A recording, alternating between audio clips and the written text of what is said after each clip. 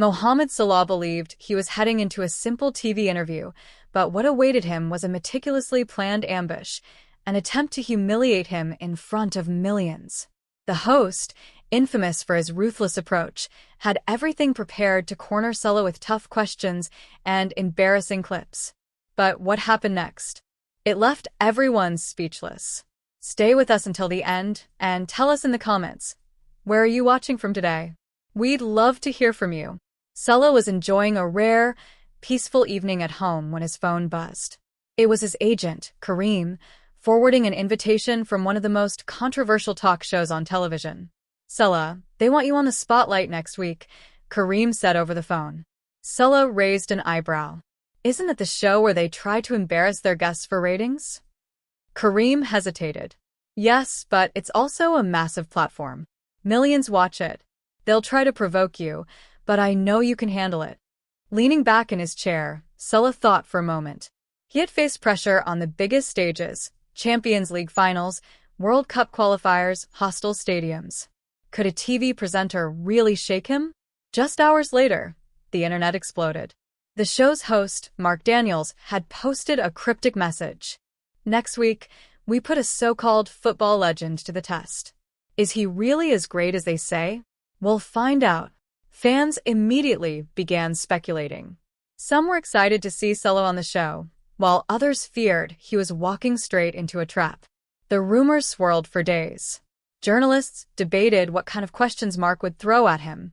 Would he bring up missed penalties? Would he unfairly compare him to Messi and Ronaldo? The night before the interview, Salah sat with his family, watching his daughter laugh at a cartoon. "They might try to break me tomorrow," he thought. "But they don't know what I've already overcome." He wasn't going for Mark Daniels. He wasn't going for the controversy. He was going because the world needed to see what true strength looked like. The studio lights beamed down as Mohamed Salah adjusted his microphone. The applause faded as Mark Daniels leaned forward with a smirk. "Ladies and gentlemen," he announced, his voice dripping with sarcasm, "we have a special guest tonight, a man who has conquered the world of football, or has he?" Salah smiled politely, unfazed. Mark flipped through his notes. "Mohamed, let's be honest. People call you a legend, but do you truly believe that? Or are you just a good player who got lucky on the right team?" The audience went silent. Salah remained composed. "I've worked hard to be where I am, but I don't decide who is a legend. That's for the fans and history to decide." Mark chuckled. A humble response, convenient. But let's dig deeper. The screen behind them lit up. A clip played, Salah missing a crucial penalty in an international match. Another showed him being subbed off after a frustrating performance. Mark leaned in. "Does watching this make you uncomfortable?" Salah watched the screen, his expression unreadable. When the clips ended, he nodded slowly. "Not at all. Failure is part of success. Every great player has moments like these. The difference? It's how you respond." Mark's smirk faltered for just a second. "Interesting. But some say you aren't at the level of Messi or Ronaldo, that you don't have the same aura. How do you respond to that?" Salah smiled. "I don't play to be compared. I play to be better than I was yesterday."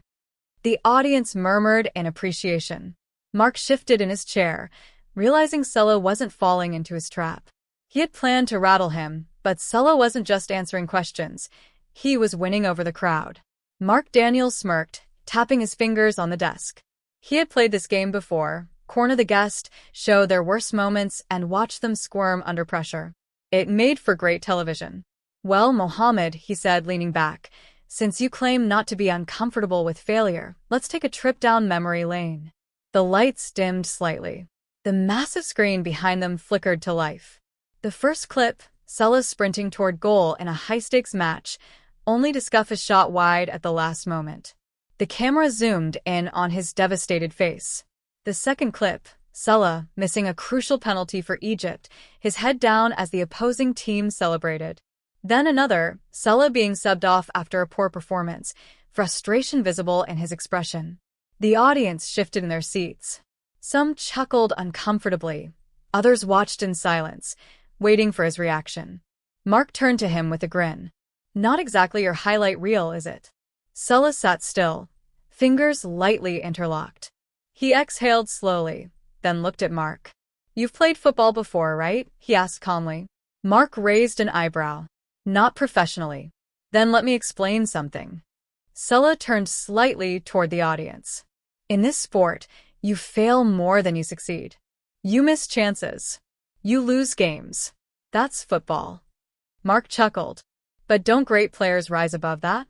Don't they deliver when it matters?" Salah nodded. "Of course. But do you know what every legend in this sport has in common?" He gestured toward the screen. "They all have clips just like these. Missed penalties. Tough nights. Games they wish they could replay. The difference? They didn't let these moments define them." The audience murmured in agreement.